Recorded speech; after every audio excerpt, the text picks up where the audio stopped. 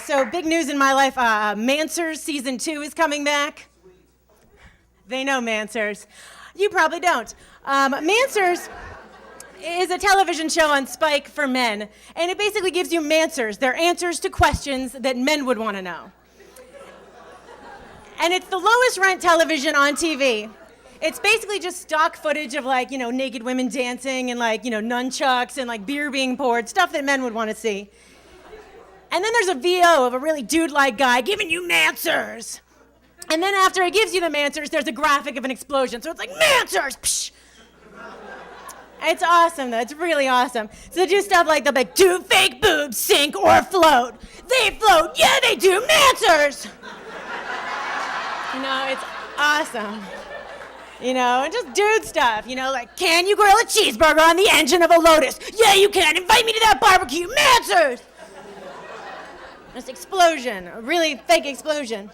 And then it was kind of crazy because halfway through season 1, Mansers took a dip. I feel like the guy writing the trivia was maybe in a bad place. So they started getting really dark. It was like, how many beers can you drink before you die? 43, depends on your body weight. I came close last week. Mansers! Psh. You're like, holy Lord, Mansers! And then there's another one that was like, if you and your buddy were stranded on a desert island and you need to eat one of his body parts to survive, which would be the most nutritious? You're just like, oh, that is so dark. Who thought of that? Somebody's in a room writing that down. And then they were like, spleen, hope you're not in that situation, Mansers! So ridiculous.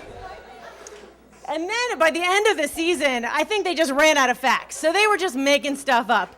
So there was one, it was like, can you tell if a woman is good in bed based on the fruit her boobs are shaped like? And you're just like, what kind of study is that? It was done by 2 dudes in a dorm room at the University of Arizona. They're getting high freshman year, like, dude, you know what we should start writing down?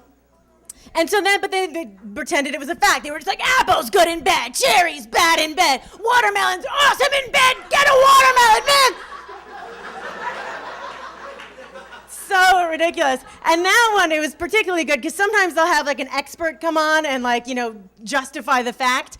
And so you had this woman in a lab coat who was, I guess, a scientist.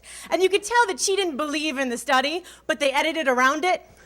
So she was just like, I guess there was this one study where they said that the fruit, and they're like, it's totally true. Mansers! Psh.